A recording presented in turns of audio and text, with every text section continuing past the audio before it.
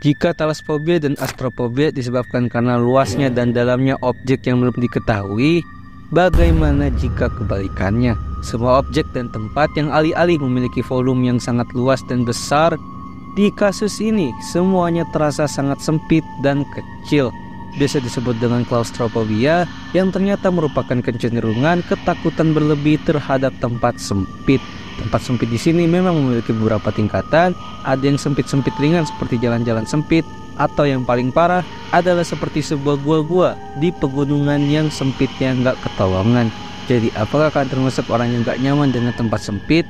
Jadi inilah klaustrofobia, terperangkap dan tidak ada jalan keluar.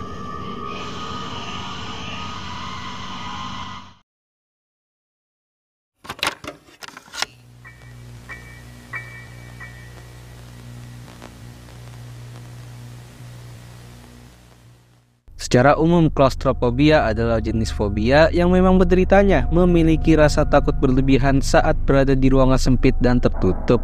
Pada dasarnya, merasa takut ketika terperangkap di ruang tertutup dan merasa terancam merupakan hal yang normal bagi manusia biasa.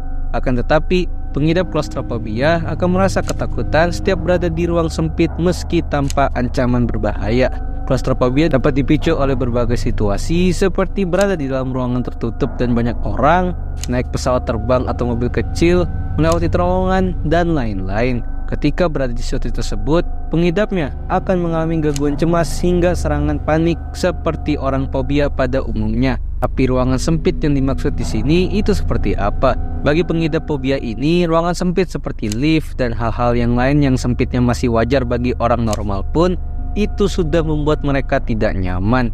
Sehingga bisa dibayangkan bagaimana jika mereka malah berada di situasi di tempat sempit yang lebih parah seperti di dalam perosotan terowongan, gua-gua sempit dan kecil di pegunungan, selipan tembok, dan hal-hal lainnya.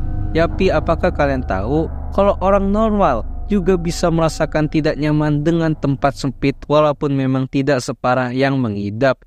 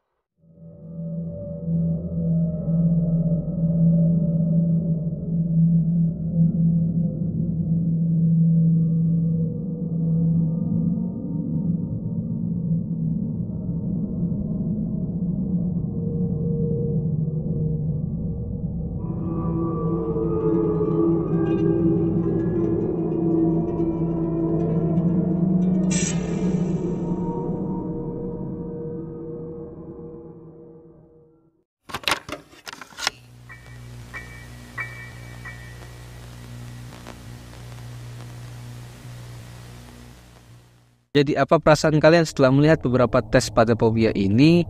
Apa yang kalian rasakan? Bahkan menurut beberapa artikel, seperti yang gue bilang, orang normal saja bisa dipastikan pasti memiliki rasa tidak nyaman ini, meskipun bukan pengidap klaustrofobia. Jadi sebenarnya apa yang menyebabkan kita sangat tidak nyaman dengan tempat sempit? Umumnya jika memang sudah pengidap akut seperti yang gue bahas di chapter sebelumnya, fobia ini memang merupakan penyakit yang disebabkan oleh pengalaman traumatis, seperti pernah terjebak di ruangan tertutup dalam waktu yang lama, pernah ditinggalkan di ruangan sempit sendirian, misalnya lemari, dan hal-hal lainnya yang memang berhubungan dengan pengalaman. Sehingga wajar saja para pengidap yang cukup akut ini sudah bisa mengalami gejala-gejalanya di tempat-tempat yang menurut kita orang normal adalah tempat yang masih wajar sempitnya, seperti kamar gudang, lift, dan lain-lain yang memang sudah gue sebutin tadi. Lalu bagaimana jika dengan tempat-tempat yang sempitnya nggak karuan seperti contoh-contoh yang sudah gue ilustrasikan? Manusia seharusnya memang tidak memiliki rasa tidak nyaman ini terhadap ruangan tadi. Tapi memang sebenarnya secara ilustrasi tadi pun, ataupun jika dicoba langsung, kalian harusnya bisa membayangkan betapa sesaknya perasaan, pernafasan, dan fokus kita di ruangan atau tempat seperti ini. Ruang gerak yang sangat terbatas dan juga kegelapan yang menyelimuti area sekitar membuat semuanya semakin parah. Dan nyatanya tempat-tempat sempit seperti ini memang juga berbahaya, seperti yang terjadi pada seorang splunkers atau orang yang sering hobi menjelajahi gua-gua di gunung bernama John Jones, yang tewas terjebak di dalam gua yang disebabkan karena ia tidak bisa keluar dari gua karena saking sempitnya dan bentuk gua yang tidak memungkinkan ia untuk berbalik badan apalagi berbalik arah. Ibarat istilah bisa masuk tapi nggak bisa keluar. Dan pada berita itu, John akhirnya tewas dengan sendirinya, dan yang paling tragis lagi, jasadnya bahkan belum bisa dikeluarkan sampai hari ini, dan goanya yang menjadi tempat tewasnya dia telah menjadi kuburannya sendiri. Karena memang saking sempit dan rumitnya struktur goa yang ia masuki itu. Sedari sini saja sudah terlihat betapa mematikannya sebuah tempat yang memang sempitnya bukan main. Orang normal seperti kita tentunya pasti ogah-ogah juga jika diberi kesempatan untuk memasuki tempat-tempat seperti itu. Jadi secara kesimpulan, selain tempat sempit memang membuat feeling tidak nyaman, faktanya tempat-tempat sempit juga berbahaya dan bahkan mematikan. Karena selain membatasi pergerakan tubuh kita yang membuat peredaran darah dalam tubuh jadi kaku, ruangan sempit dan tertutup juga minim oksigennya membuat kita sulit untuk bernafas juga tentunya. Jadi kira-kira apakah kalian lulus tes pada video kali ini? Silahkan kasih tahu di kolom komen. Terima kasih telah menonton video ini. Gimana? Apa kalian tetap menjadi seorang pemberani yang bahkan terhadap ruangan sempit seperti yang gue jelaskan tadi? Silahkan komen aja. Ternyata tempat yang luas dan dasarnya bukan main tidak seburuk itu. Karena justru hal yang lebih parah dari itu semua adalah ruangan kecil yang sempit dan bahkan tertutup karena memang sangat berbahaya, mau itu bagi orang normal, apalagi bagi orang yang mengidap fobianya. Jadi kira-kira ada hal menakutkan apa lagi yang bisa gue bahas di segmen horor ini? Bisa banget buat request di kolom komen. Jadi jangan lupa subscribe Dazzle. Dah.